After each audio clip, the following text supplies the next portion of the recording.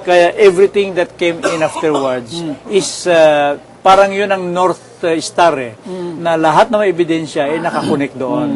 Ngayon, ano ang North Star nitong defense evidence? Wala akong nakikitang North Star kung itong depensa would start with what happened in the House. Clearly, sinettle na ni Senate President yan at hindi na nila pakikialaman yun. Whether railroaded or not, ang importante sa kanila is mabibigyan nila ng due process yung akusado. At ito nga, ang due process na binibigyan nila ng pagkakataon itong akusado na makapagpresenta ng ebidensya. Ito na yung hearing na hinahabol ng accused, ng respondent na tinatawag na due process. Yun nga po din kasi nagsalita na po si Senate President Juan Ponce Enrile, sinasabi niya the fact na ito pong dinidinig na tong impeachment complaint na ito sa Senado, ito daw po ay valid na transmit na sa kanila, so too late na daw po para questionin. I'm just wondering po, bakit pinayagan pa rin itong testimonya ni Congressman Tiangco, gayon related to sa doon sa kung paano pinirmahan ng complaint? Gustong ipakita nga ng Senado na, pero ang function nila is to give him his day in court.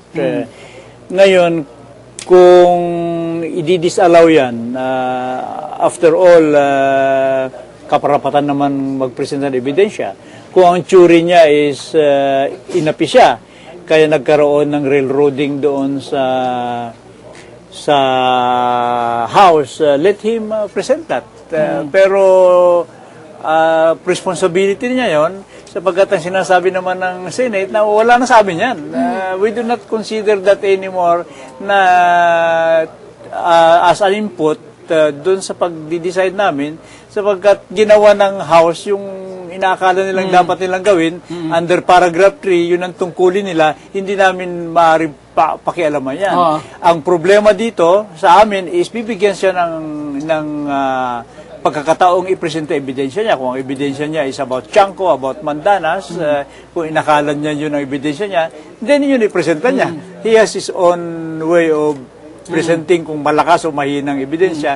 That is his responsibility. Ang responsibility lang ng Senate, mabigyan siya all the time na makapagpresenta ng ebidensya. Din tulungan nga po natin maintindihan ng ating kababayan yung diferensya nung kanilang argumento on the preliminary hearing na ito din ang nilalaman versus itong mga sinabi niya kahapon na sinasabi nilang kabahagi ng kanilang affirmative defenses. Bakit po parang inulit pa yung napag-usapan na, napag-desisyon na? Paki-explain po yun. Tungkol sa rules of course, sa civil procedure, merong dalawang paraan ka dyan para pwede kang mag-file ng motion to dismiss, pero may mga repercussions yan. Pag nag-file ka ng motion to dismiss, meron kang implied na admissions na ginagawa.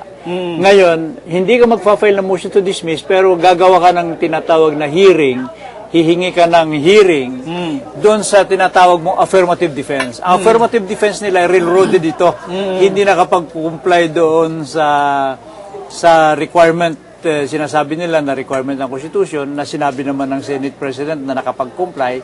So gusto nilang magkaroon ng kasi kung mapatunayan nila na unconstitutional itong complaint, hindi na magbibista ang Senado. Yun ang parang babagsak yung na lang. hearing na yon for the purpose of saying that the complaint is unconstitutional. Yes, okay. So ang long term strategy nila siguro diyan parang suntok sa buwan nila is pag na disallowed yung kanilang motion at na disallow nga, ang gagawin nila, they're laying a basis for a certiorari to the Supreme Court na sinabi naman na Senate President na hindi namin papayagan yan. Hindi pwedeng mag-intervene ang Supreme Court dito sa function namin because this is our exclusive prerogative under the Constitution. Yun nga po din, sinabi nila na they have no other recourse than to bring it up to the Supreme Court. nagsalita na naman si Senate President Juan Ponce Enrile at iginiit yung karapatan ng Senado na dinggin itong matters tungkol dito sa paglilitis.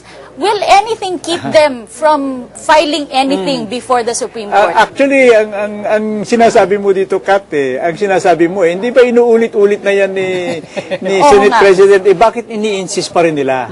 Okay, bakit ini-insist pa rin nila yan? Bakit hindi sila magpresenta ng ebidensya about this SALN, itong disparity between the SALN na nakalagay doon at saka yung income? Yung hindi pinagtataka ko sapagkat kung may ebidensya sila na ma-explain lahat yung mga dollar na yon, yung mga amount na yon, dapat puntahan na nila agad yon. Gaya ng ginawa ng prosecution, pinuntahan agad yung SALN. Yun ang hinahanap ni Kat Yun ang hinahanap ni Yun po Kat. ang hinahanap namin lahat. Hinahanap lahat ng kababayan natin na puntahan mo na yung pagpapaliwanag doon. Ngayon, bakit nahihirapan? Ito ang problema dyan. Ang problema nila is to present the Chief Justice. Pero kung present yung Chief Justice, masyadong baka maraming mga can of worms na ilalabas yun. It will be very, very risky. Okay. Ngayon, kung present mo yung asawa, risky rin dahil siya rin yung Chief Justice One in the same. Ngayon, anong sasabihin ng asawa? Ang sasabihin ng asawa is 36 million ang na-receive ko sa basa. That is a double agent. Correct. Masusugatan yung kamay niya pag ginamit niya. Sapagkat pag sinabi niya na pera ng basa yan, bakit ginamit mo for many years? Bakit mo hindi binabalik? Ngayon mo lang sinasabi na sa kanila yon, samantalang kiniklaim nila. So this will be ang tinatawag sa rules of court yan na proof of previous conduct. Okay. Na yung kung ginawa mong ipagkanulo yung kamag-anak mo, okay, pwede mo ring gawing ipagkanulo yung bayan. Yun ang buod ng betrayal of public trust. Kaya yun ang dilemma nila, how they will handle it. Kaya ito mga preliminary to buy time para they could prepare and fix a definite defense jury. Dahil hindi nila akalain na pumasok yung mga ebidensya, kaya nga pinasusupress nila yung mga bank documents na ipresenta nun. Din, sa simpleng parang pagsasalita, benepisyo po ba sa Chief Justice na tumagal pa itong trial? It will be good for him sapagkat isa rin sa mga pwedeng strategy dyan na i-delay para umabot na next year, next year. In effect, he will stay as Chief Justice. At yun naman, i-prevent na ng prosecution, kaya ni-reduce nila from 8 to 3. Correct. Yung mga articles of impeachment. Kasi kung 8 yan, sasabihin ng defense, magpresenta kami sa Article 1, magpresenta kami sa Article 2, Article 3, isang buwan sa Article 1, isang buwan sa Article 2, isang buwan bawat article, that 8 months, mag-rebuttal siya. So, abutin tayo ng 2 years. He will stay on as Chief Justice for 2 years. That is an exaggerated statement. Knowing ko lang yun para makita ng taong bayan yung logical end at saka yung effectivity on the part of the Chief Justice kung gamitin niya yung time as his defense. Okay. Maraming salamat po, Dean Amando Valdez, for sharing with us your insights on yesterday's trial. Basta kayo ni Mark, Kat, sa taong bayan, maraming salamat po. Salamat po din. Thank you for explaining to us kung ano po yung nangyari kahapon dahil mukhang ilang oras po ang ginugol, Kathy, doon sa discussion on, again, due process. Again, what transpired in the House of Representatives. Again, on whether this entire case has been validly filed. So talagang, yan na yung pinag-usapan. Day 1, pinag-usapan na naman kahapon. Day 1 naman ng ebidensya sana for the defense. Tama ka dyan, Mark, no? Nasagad nga itong bagong schedule nitong Senate Impeachment Court para sa mga paglilitis. No? Matatandaan natin na during the break ay nagdesisyon ang Senate Impeachment Court na pahabain itong oras ng paglilitis ng impeachment trial nga nitong si Chief Justice Corona. At mula sa dating 2 hanggang minsan ay hanggang alas 3 lang, hanggang alas 4. Ngayon sinabi nila na talagang sasagarin nila hanggang alas 7 itong paglilitis. At yung political angle, yung angulo na sinasabing meron itong interest ang palasyo, merong interest ang ilang political parties na mapatalsik si Chief Justice. Yun ang interesting din dahil if we go back to the statements made earlier ng marami namang opinion makers, sinasabi, this is really a political process din. So what's wrong with it? Parang having the dynamics of politics doon sa House. Ang interesting din dito, Mark, ay kahapon ay naibunyag din sa taong bayan ng umano'y mga modus operandi na nagaganap sa Kongreso. Alamin natin kung talagang nagaganap ito. No? Kasama po natin ang mga tagapagsalita ng Depensa at Prosecution mula sa Depensa, Attorney Karen Jimeno. Hi, magandang hapon. And Congressman from Marikina, Congressman Miro Kimbo. Magandang hapon po. From your city. Magandang hapon po. Okay, sige Kat, go. Attorney Karen, ano pong aasahan namin mula sa Depensa ngayong araw?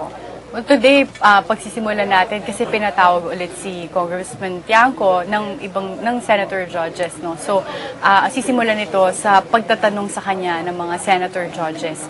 Pero pagkatapos nito, ang kailangan namin tignan ay kung meron pa bang ibang mga kongresista na gusto magbigay ng corroborating evidence in relation to dun sa mga nasabi nga kahapon ni Congressman Tiangco. Pero kung hindi naman ito matuloy, then we'll start going into the articles of impeachment one by one. Attorney Karen, just a quick follow-up. Kung dinesisyonan na ng Senate Impeachment Court na tinanggap nila ito, issues have been joined, this has been filed, at meron na silang jurisdiction, why is it still relevant na patawag yon? If not, for it to become a premise for a certiorari? No, yung tungkol niya sa certiorari, no, yan yung nung nag-argue si Justice Cuevas on the floor.